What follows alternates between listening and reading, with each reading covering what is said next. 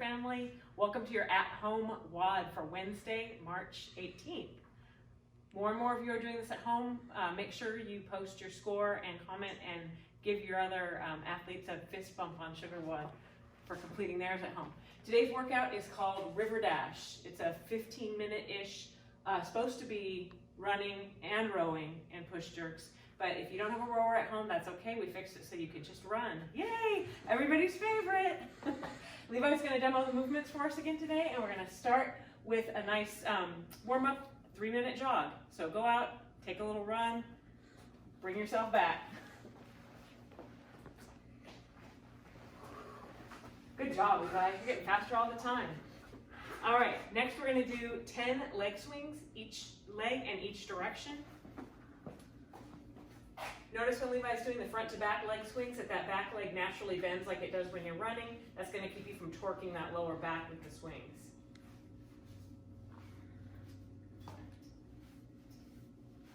Then just to add a few more burpees to your challenge for the month, we're going to do 10 burpees.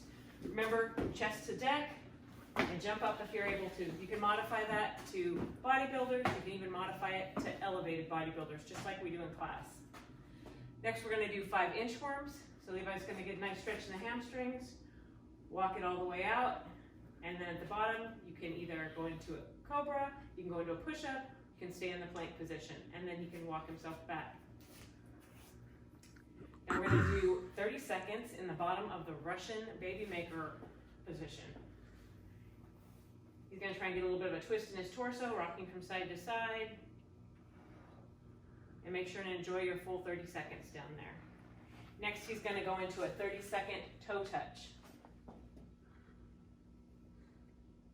And again, these are meant to just loosen you up for the workout.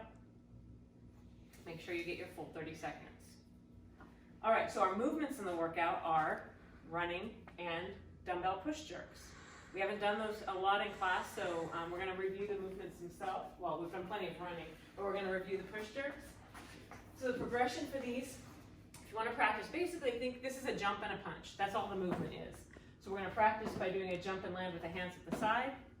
And you can do this to warm yourself up for the movement as well. Then Levi's going to put his hands on his shoulders, do the same jump and punch. And now we're going to mimic that actual jerk and get the jump, punch, and land in a little bit of a squat, like a quarter squat. That's the full movement. Now, he's not going to jump quite as high when he's got the dumbbells in his hands, but the same thing applies. Jump, punch, and land.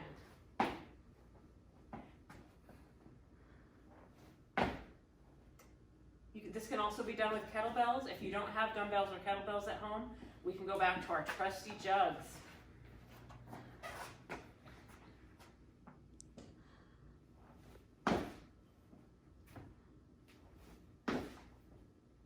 Great, thanks Levi. So the goal for the run, the goal for this workout is to finish it in 12 to 16 minutes, which means your run really can't be longer than about 2.5 minutes. Most of you know your 400 meter time by now. It should be somewhere between 1:45 and 2.5. If you don't know exactly where 400 meters is, give yourself that amount of time to run out and back. If you don't know your typical 400 meter time, then make sure you're keeping that run to 2.5 minutes or less. So run out for 1:15 and then come back. If you're not running and you're walking, make sure it's a brisk walk. This is meant to get your heart rate up a little bit, but it is also kind of a recovery from those push jerks. And just as a note, if you do have heavier dumbbells at home, these aren't meant to be easy push jerks, so get something that challenges you. You're going to be going through 4 rounds of this. So 4 400 meter runs, each followed by 25 push jerks. Unless you're doing the lower level, the white, you can do 15 push jerks. I guess that's it for the workout. All right, and then to cool down, some of you are probably still sore from yesterday. I know I am. We're going to spend some time on the foam roller. If you don't have a foam roller or lacrosse ball at home, you can use just about anything sphere-shaped will work for rolling out like a lacrosse ball, but you can also use like a rolling pin. Foam rollers are pretty inexpensive on Amazon. You can usually pick one up for less than $10, so it might be worth investing in that. You can get a small one. I just got one for like $7. That's about a foot. And it's going to do the job. Same thing with the bands that we use all the time for mobility. You can pick one of those up really cheap too, and they're very versatile for our mobility work and our warm-ups and cool-downs. So Leo's going to show you how to properly roll out the hips, those hip flexors. And to get the most out of this, you're going to want to spend about a minute on each area on each side.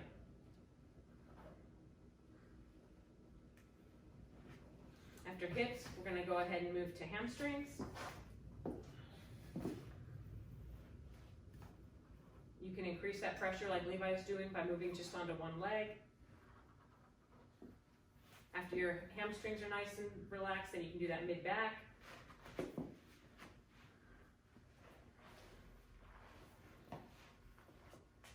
And then everyone's favorite, the IT band. Keep those knees working well.